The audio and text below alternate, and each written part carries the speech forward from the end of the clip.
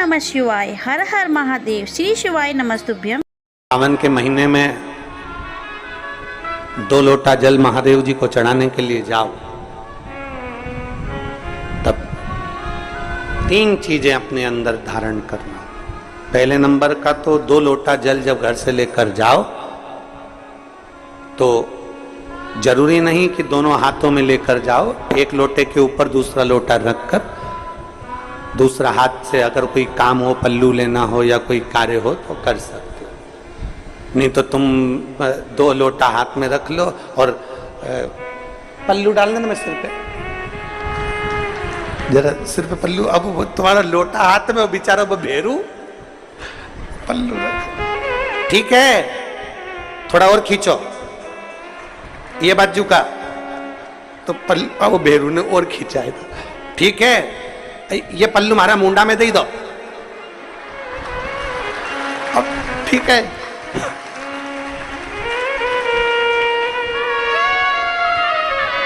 और थोड़ी दूर चली और याद आ गया, ओ बाप, इतने में भेरू ने कहा क्या हो गया,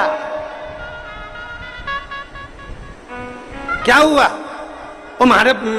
फूल माला की पन्नी तो ही रह गई, जरा उठाओ उठाओ जरा, ये ले, कमर में खोसी दो, कमर जो खोच, कमर में पन्नी। और कैलाश पर्वत पे जाके रहूंगी, भोले को अपना। अब पति भी के अच्छा शंकर हुआ और अच्छा जल हुआ। निवेदन है, अगर 2 लोटा हाथ में ना तो एक के ऊपर एक लोटा रखकर भगवान की भक्ति धारण करते हुए 3 चीजों में एक चीज जल, 2 लोटा, दूसरा श्री शिवाय नमस्तुभ्यम का जाप पूरे सावन के महीने में से कम 5 दिन ऐसे निकालना कि बेलपत्री के पेड़ की छांव में बैठकर हम श्री शिवाय नमस्तुभ्यम की कम से कम 1 माला जरूर कर ले, जरूर। और मान लो अगर बेलपत्री का पेड़ नहीं मिले, तुम्हारे आसपास में नहीं मिले, तो फिर एक काम करना, शंकर जी के मंदिर की बेलपत्र मिल जाए, उसको सिर पे,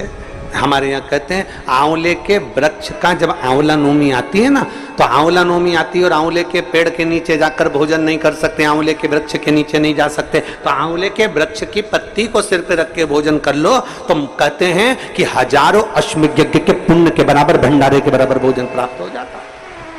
आंवले के वृक्ष की पत्ती, तो वो बेलपत्र भी मस्तक पर बाबा को प्रणाम कर कर फिर वही बेलपत्र का आनंद करते हुए भाव से उस बेलपत्र को मात्र शीश से लगाई लिया ना, मस्तक पर चढ़ाई लिया ना, तो भी भगवान की अविरल भक्ति प्राप्त हो सकती, अविरल।